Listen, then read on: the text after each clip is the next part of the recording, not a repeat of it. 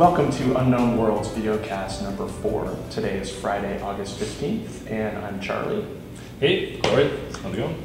And we're here to tell you about the automated siege cannon, otherwise known as, well, sieges in S1. So these are just the brainstorming ones to start with. The first one here, you can see this was the first of the brainstorming phase here.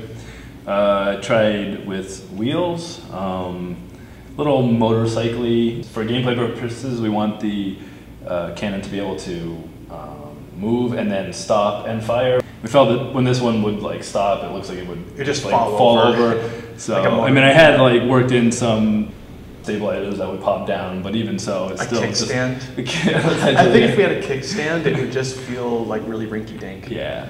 It looks like it's meant to go really fast, and like you said, it looks unstable. And the last thing we want is like really fast mobile siege cannons, because then that's just, it would be totally ridiculous to have them flying around the map real fast and blowing up everything. So, but I do like the elegance of it and the simplicity of it.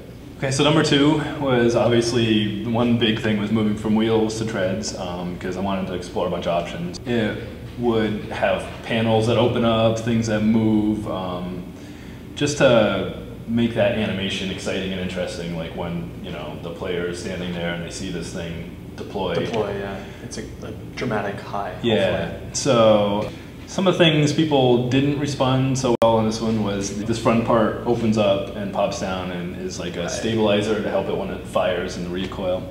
But I think some people thought it was pretty dorky. Ski-doo. So yeah, but what I do like, besides the dorky ski, I don't know, just the overall shape, and it just looks like it packs a punch, I guess. One advantage of this design from the programming side is that it can actually would be able to like spin in place. So like when it turns, it would just rotate. So with this one, it's kind of, I was thinking of even like the skulk a little bit.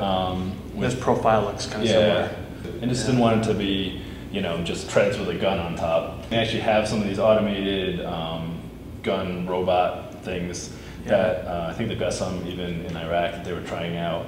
And they're pretty much just like, it's like treads, and then they take like an actual gun and just like jam like it on a soldier's gun and like weld it on top. So, I mean, you know, they have some interesting things going on. I mean, I looked at a lot of those for reference, but in the end, it just doesn't have kind of the visual pizzazz, I guess, that we want to get from this. So pizzazz, the fifth pillar. The fifth pillar, yeah. One thing that we all love, though, is really small, is this little socket on here, which seems like such a little detail, but like the idea that the TSA would like personalize their siege cannons was really appealing to us.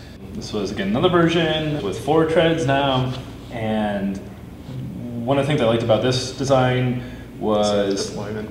Yeah, both the deployment, and also I like these front treads a lot because they would be very maneuverable. So this thing, we're thinking, you know, maybe it needs to go upstairs in one of the, you know, the rooms or something. So those treads would be able to move and allow it to, you know, traverse various, you know, elevations like that. It's strange designing a tank for the indoors. Yeah. Which is basically what this is. Exactly. Actually, one thing I really like about this one is, I mean, I don't know if it's good or bad, but it looks a little bit less like a gun and a little bit more like some kind of like electronic device.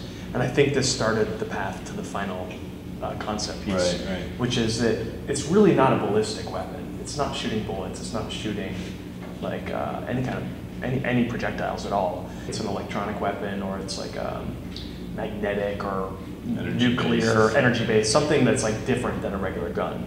So taking all that feedback, I went and did a final pass on it, tried to incorporate as much of the elements that I liked and that other people liked, and came up with this final design. I think it, one of the problems I had with a lot of the other designs, and in general trying to work through the gameplay aspect, was again that aspect where it should stop and fire and not be able to fire while moving.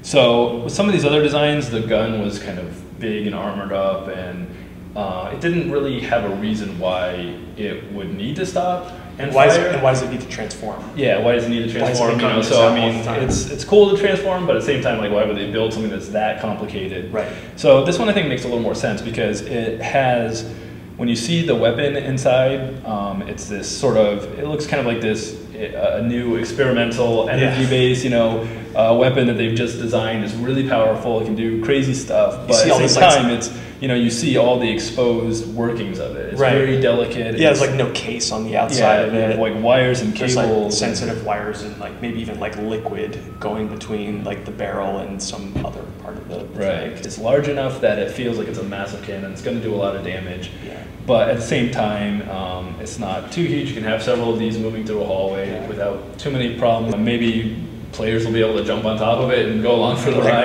Just fun little things like that people always like to do in games, just goofing around and stuff. So we think it's going to achieve what we want. It's pretty complicated. It'll have a lot of interesting animations with parts that pop out, open up, unfold. I think it's going to be dramatic when it is deployed in combat, and I think it's going to like change the whole, kind of change the battleground when it happens. So that's the Siege Cannon. Hopefully this gives you a little insight into how kind of the concept, and actually to an extent the gameplay, evolves from these high-level ideas. And hope you enjoyed it. Give us feedback, and we'll keep giving you more of these. Bye. See you.